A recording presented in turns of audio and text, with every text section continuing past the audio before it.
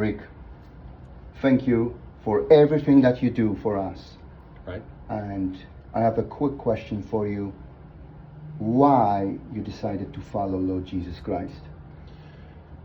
Some years ago in 1995, I was working as a correctional officer in Florida, and the inmates, I was addicted to tobacco, smoking, dipping, and the inmates there, I had asked one of them to roll me a cigarette, one of his cigarettes, because I didn't have any, and he gave me one. I walked out into the arena where we worked the cattle, and I looked at the cigarette, and I thought, have I come to this? Because I'm jeopardizing myself over that tobacco. And I said, Lord, if you're real, actually I said, God, if you're real, take this addiction away from me. 1 year later, almost to the month, or to the day, I was at a church going through a revival, and I had gotten to a fight with my wife, and over some stuff my children were doing, because we just went to a revival night, and ended up being separated from her and the family. But I had called a friend that was from the church. He said, come on over to my house. That night, we spent from about 10 o'clock to about 2 o'clock in the morning going through Proverbs and other chapters in the other books in the Bible. And for the first time, the Bible itself made sense to me.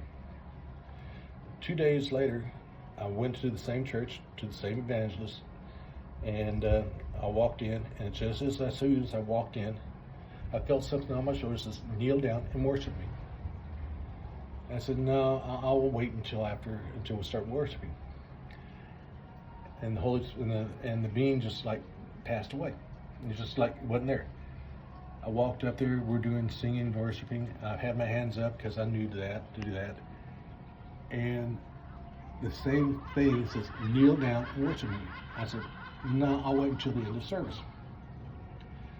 And the presence just kind of left me. Then shortly afterwards, towards the end of it, I'm back here and we're starting to worship again. And I'm with my friend who's doing the sound, and I'm in the back. And there was no one to my left. And when the evangelist says, you back there in the brown shirt, and I'm looking over to my friend, he's wearing a blue shirt. I looked over to the left, and there's nobody there. I'm like, oh. And tears started flowing. And he had said, Pastor, who is that in the back? And he said, Rick. He said, Rick, come up here. I threw my arms all the way up. I'm going to the front of the church, and tears just flowing down there like a river.